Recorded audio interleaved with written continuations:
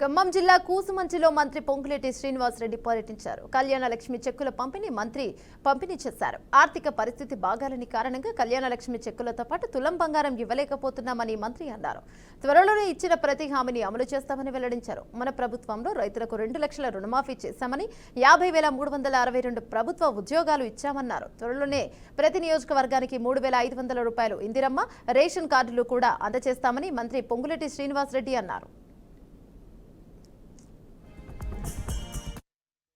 ఈ రాబోయే ఈ నెలాఖరు లోపే పేదవాళ్ళకి వాళ్ళకి రేషన్ కార్డు కూడా ఇచ్చే కార్యక్రమాన్ని పూర్తి చేసుకోబోతున్నాం.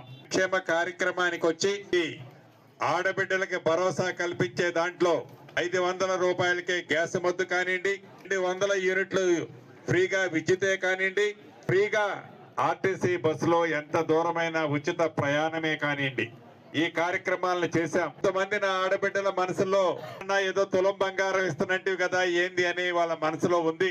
కానీ రాష్ట్ర ఆర్థిక పరిస్థితి బాగాలేని కారణంగా కొద్దిగా టైం తీసుకోవాల్సి వస్తుంది. ఆర్థిక పరిస్థితి బాగాలేని కారణంగా బంగారం లేట్ అవుతున్నమాట వాస్తవం. అంతేకాదు అభివృద్ధిని సంక్షేమాన్ని ఆనాటి ప్రభుత్వం ఏవైతే అభివృద్ధి పేరుతో అరాచకాన్ని సృష్టించిందో ఆ అరాచకాన్ని అంతటినీ గాడిలో పెట్టి అభివృద్ధి దిశగా ఆ పనులన్నీ పూర్తి చేస్తూ సంక్షేమ కార్యక్రమాలలో